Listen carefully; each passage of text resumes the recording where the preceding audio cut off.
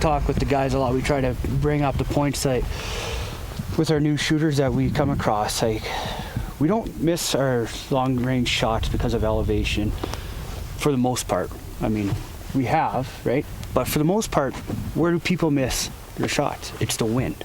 They miss the wind. They misjudge the wind, or they don't call the brakes in time, right? So that's where we miss our shots 90% of the time.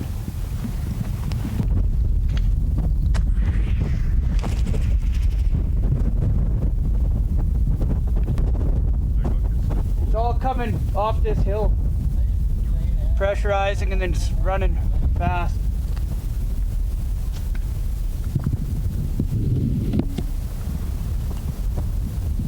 Stand by. Send it. There we go, there we go.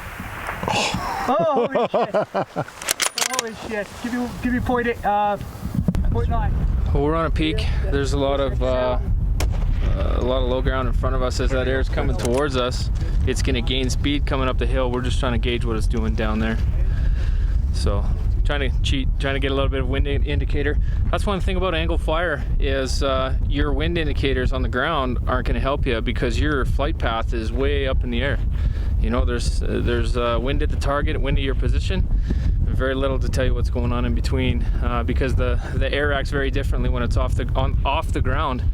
On the ground, it's gonna channel, it's gonna move in the direction of certain features and find resistance and lift and drop and do all kinds of stuff. So shooting through a large body of air like this, a little bit of smoke definitely helps give you an indication of what's going on down there.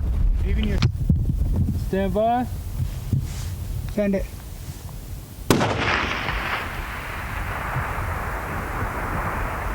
Okay, give me 0.8 left.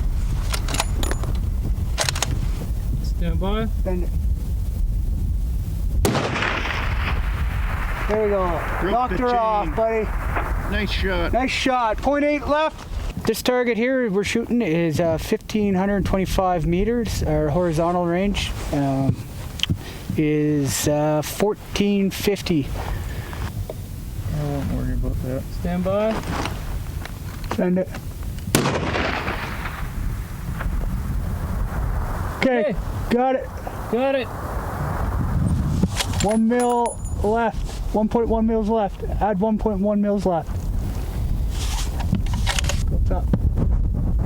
Stand by. Send it. So what's unique about being able to, the way we train in the forces, spotter, shooter, we're able to do both the same jobs, right? Law enforcement, military snipers, pretty much the same lingo goes across the board, right? What you're seeing is the voice communication between each other, right? 0.8. 0.8. Hold center elevation. Roger. Which is very important when you're doing something like this. Like this exercise is not just always about shooting, but it's the communication about getting a guy onto the target, referencing other objects, you know, using key ranges, estimating that range, and that voice communication or that lingo that the team has is what is the key to success in a team, really. Right. Back to 2.1.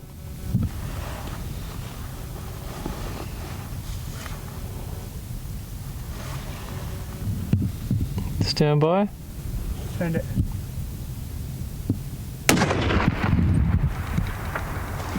Hey.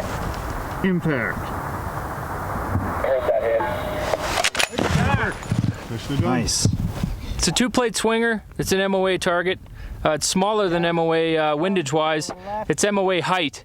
And we just got on in like a couple rounds, all spotting, you know. Without these guys calling corrections, we were very close on our wind call. Wind change there for one shot, kind of threw a correction, and then realized that it was back to the original call, and we were able to get a hit. Very gratifying. Small target, but again, everything's a law of averages, so you can't get too excited. You know, you do a lot of missing to do some hitting, but the point is that our calculations were bang on. You know, we didn't have any adjustment to our elevation or anything like that, so our ballistics are good elevation-wise, and our angle calculations were correct, which is why we're here. So, tell us about the firearm that you were using to pull that off. PGW Timberwolf, chambered in 338 Lapua. It's my own hand loads. Nothing super hot. 300 grainer, going about 2740, and still supersonic because of the angle. So and then this altitude. Did you make any modifications to your PGW, or is that kind no? of You know, there's a lot of rifles that a guy buys, and then you know, you buy a whole bunch of accessory and extra parts and things like that. A PGW doesn't need anything. You know, you put a scope on it and you go shoot it. A lot of rifles, the accessories that you want to add are already capabilities that are in the PGW system. So I mean, I don't like building Ford Mustangs. I just want to buy the Lamborghini. Tell us about the optic you were using. 5-25 Schmidt and Bender. It's got a little bit of tunneling on low power, but turret calibration is right in there. And I did something that I don't usually do this time. You know, I try to change it up and be proficient at different methods of adjusting your bullet drop compensation and your windage. Instead of using holds, which is my typical MO, you know, I dialed everything for this one, and it worked.